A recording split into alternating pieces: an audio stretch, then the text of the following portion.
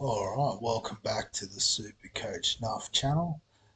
In today's video, we're going to do, the first in a bit of a series of around the grounds type videos just to cover off the NRL Fantasy, Sportsdeck, and probably maybe even a bit of the SuperCoach AFL teams we've got going on. Might also be some SuperCoach draft if I can pull my finger out and get that sorted as well. Um, But yeah, I guess just a bit of an opportunity to see where my head's at in terms of that. It won't be as long as the Super Coach videos, more of just the team updates and some changes, or as much as I can remember in that time. So kick off with the NRL Fantasy team for today. Um, and so I guess off the back of the second week of trials and the teams listed there, a lot of them seeming to be very full strength. So a couple of decisions. The first one was a bit of a controversial one, but I've got rid of Ruben Cotter and brought in Stefano Udikamano. So he's named to start in the Tigers front row.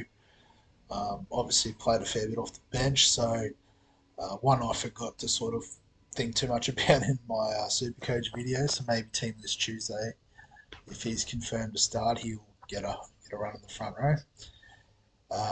And that freed up a bit of cash. So I guess where that landed was mostly on the bench.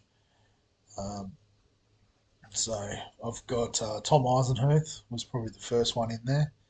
Uh, Named to start at 13 for the Storm. I was really hoping he would get an edge spot on the second row, but if they're going to play him through the middle at the start, I'm even more there for it. So he's there. I then decided I probably need a middle edge player, just looking at the balance of my side.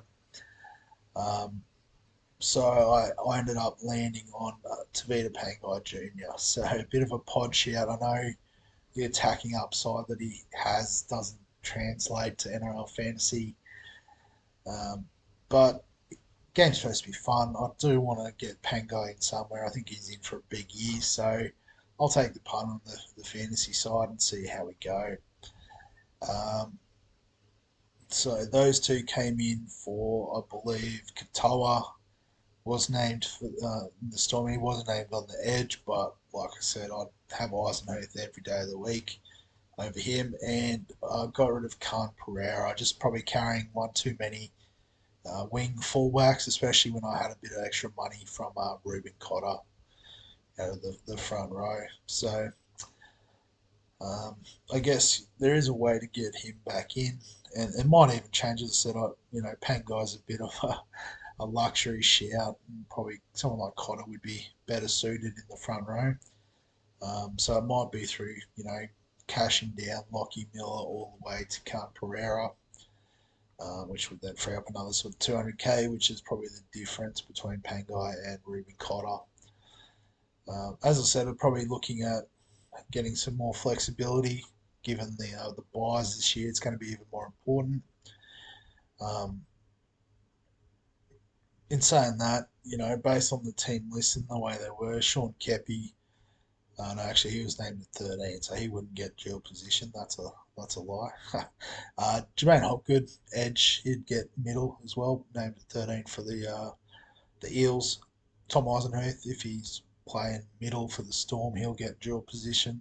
So maybe again, this is a bit of a redundant pick. And it could go back to sort of Khan Pereira and then upgrade our wing fullback to someone like a Ruben Cotter. But then obviously, if these two get middle status as well, I'm more than set in the middle. Um, so I think Isaac Thompson, I can't remember if he was in the team. I think maybe I brought him in over Tommy Talau as a bit of a cheaper option. I can't remember if I did change that, to be honest. So that's the toss up at the moment, whether I go with Lockie Miller at fullback, wing fullback, I should say, in NRL Fantasy, or if I go the real cheap option and then I'll sort of shore up the middle even more so. But yeah, that's 2 weeks to decide on that. Again, this is just a quick video just to sort of give you the state of play with the teams. The Sportsdeck team, so some slightly different positions and prices here. So even though it looks very similar to SuperCoach, the positions are very much in line with NRL Fantasy, and then also the scoring seems to be a bit different, so a bit more consistent between positions. So probably worth balancing it out a bit. And saying that, the changes I've made is brought in Brandon Smith. He wasn't in the team originally because I can actually move Tanner Boyd into the halves, and I guess to facilitate that move, I've moved Josh Schuster into the second row. So that's worked out really well. I've still got my 3-gun halves there, you can see. And yeah, so in the second row, I've gone some cheaper options. I did have Tarpany and Haas sort of locked in, but I've gone with Daniel Saifidi and Stefano. I guess very similar to the Supercoach setup. Wanted to free up some money to go absolutely massive in the second row. So you can see I've brought in Cam Murray into the team, and I'm not sure if Olaquatu was there. I'd imagine he would have been. But I know I've talked about in the previous Supercoach video about having too many Manly players with the bye round 2. I think I've sort of avoided that well enough that I can afford the luxury of having someone like Hamole in the side. Because if we look down the list, I've got Tommy Turbo there as well.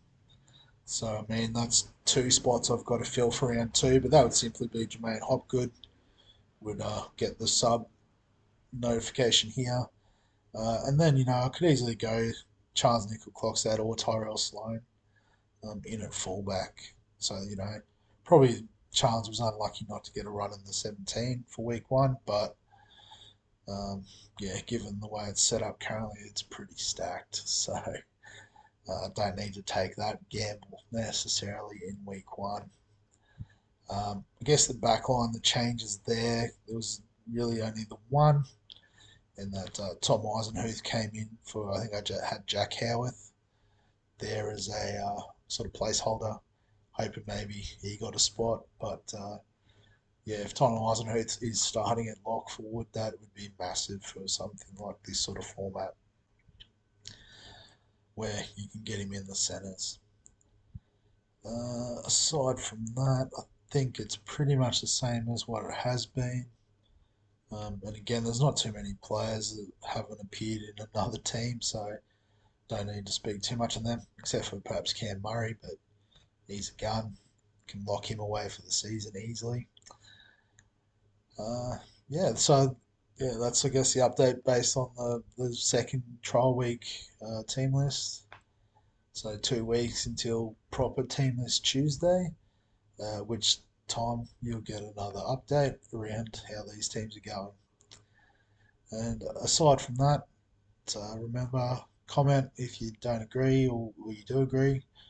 Like, subscribe, all that sort of good stuff. And I'll see you in the next one.